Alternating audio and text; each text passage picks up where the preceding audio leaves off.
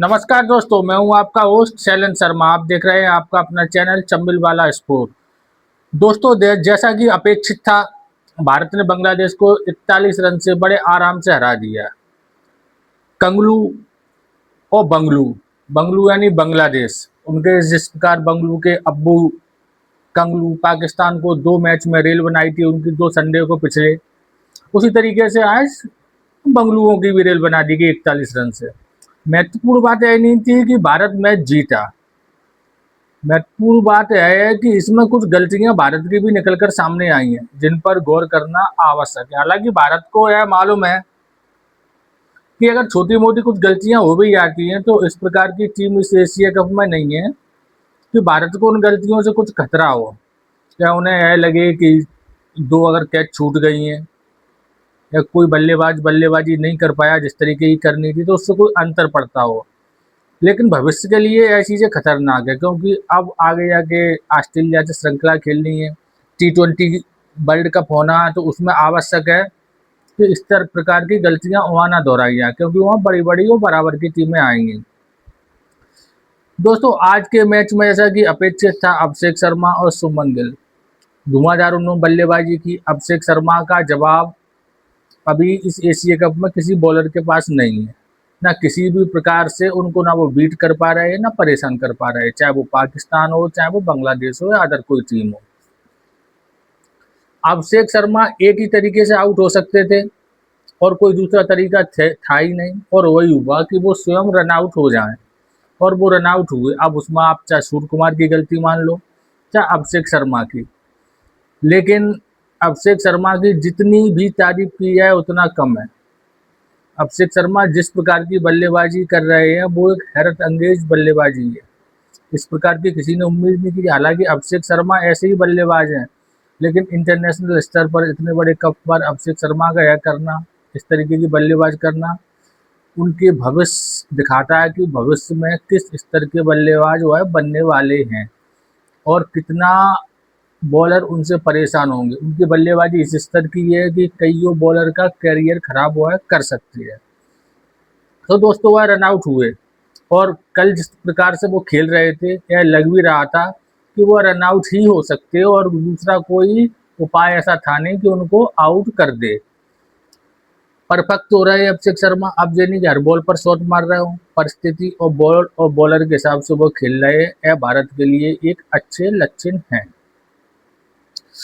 दूसरी बात की जाए शुभमन गिल की, शुभमन गिल बड़ा अच्छा स्टार्ट दे रहे हैं, बड़ा अच्छा अभिषेक शर्मा का साथ दे रहे हैं, तेज खेल रहे हैं, कोई उनकी बल्लेबाजी में कमी नहीं हो रही। लेकिन दुर्भाग्यवश रूप से वो एक बड़ी पारी तब छोटी पारी को बड़ी पारी में तब्दील नहीं कर पा रहे हैं। वह कुछ समस्याएं उनके साथ आ रही हैं, लेकिन वो इस प्रकार के बल्लेबाज हैं कि वो इन समस्याओं को खुद बहुत जल्दी दूर कर देंगे। और आप देखना, जो आने वाले मैच है, चाहे वो श्रीलंका के खिलाफ हो या वो फाइनल में जो कोई टीम आए, या पाकिस्तान या बांग्लादेश, वह लंबी और बड़ी पारी अवश्य खेलेंगे, क्योंकि उनमें वो काबिलियत है, उनमें वो दम है कि वो है लंबी पारी खेल सकें, चाहे कौन सा भी फॉर्मेट हो। ऑल फॉर्मेट खिलाड़ी है शुभमन गिल। अब इसमें दोस्तों एक जो महत्वपूर्ण बात निकल कर आती है वो निकल कर आ रही है सूर्य कुमार यादव। एक तो बल्लेबाजी से वो फेल है, पिछली 9-10 पारी देखी जाए तो उनके बहुत कम रन है। केवल एक पहले मैच में पाकिस्तान के खिलाफ उनकी एक 47 रन की अच्छी पारी आई थी, पहली बात पर्सनली उनकी। दूसरी बात, जिस तरीके की छेड़ाखानी और बैटिंग ऑर्डर में कर रहे हैं वो बिल्कुल भी उचित नहीं है। भाई, छोटा फॉर्मेट है, थोड़ी सी भी भूल चूक हो जाए मैच हाथ से निकल सकता है। कल भी परिस्थितियां कठिन बन गई थी, कुछ समय ऐसा लग रहा था। सुमन दुबे को ऊपर लाना, संजू सैमसंग को बिल्कुल खत्म ही कर देना, क्योंकि संजू सैमसंग के लक्षण आपने देख लिए, 4, 5, 6, 7 नंबर पर वो बल्लेबाजी नहीं कर पाते, पूर्व में भी नहीं कर पाए थे और अभी भी नहीं कर पा रहे। तिलक वर्मा, उनकी भी ऐसी तैसी की जा रही है, अच्छे भले वो 1 डाउन 2nd डाउन पर बल्लेबाजी करते थे, वो आउट ऑफ फॉर्म हो जाएंगे, इसी तरीके से उनके साथ छेड़ाखानी की गई। कुल मिला के बैटिंग ऑर्डर जो मिडिल में कोलैप्स किया था कल, उसका प्रमुख कारण यह नहीं था कि उनकी बल्लेबाजी में कोई दिक्कत है, दिक्कत थी उनके डाउन में। क्योंकि जो बल्लेबाज 1 या सेकंड डाउन में आ रहा है वो 6 और 7 पे आए, जो 6-7 पे आ रहा है शुभम दुबे उसको 1 डाउन पे आए, तो जो समस्या आएंगी। और परिणाम स्वरूप शुभम दुबे भी फेल हुए, अक्षय पटेल भी फेल हुए और उनका तो नंबर ही नहीं आया संजू सैमसन का।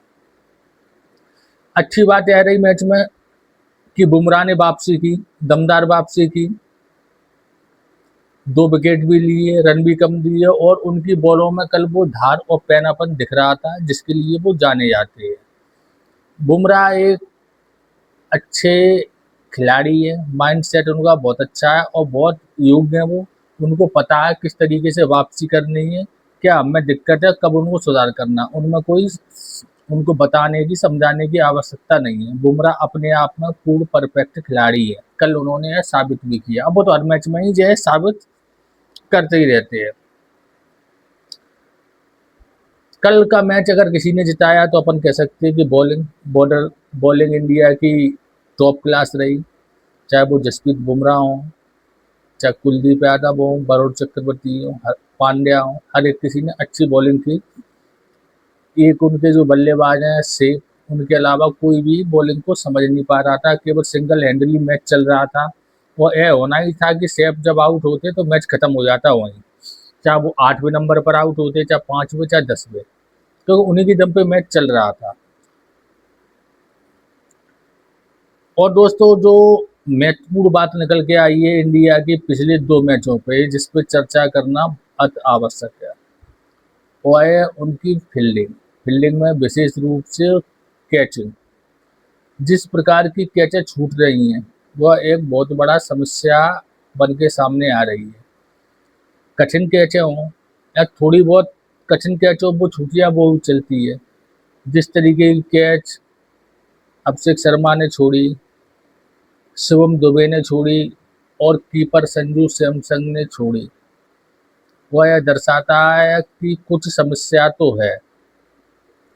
या तो खिलाड़ियों में समस्या है या फिर वहाँ की लाइटिंग में दिक्कत है, क्योंकि इस प्रकार की कैचें नहीं छूटनी चाहिए। 4-5 मैचों में 1-2 कैचें छूटी हैं वो चलती हैं, लेकिन 1-2 मैच में 4-5 कैचें छूटे यह बिल्कुल भी अच्छे मैचों के लिए अच्छी बात नहीं है।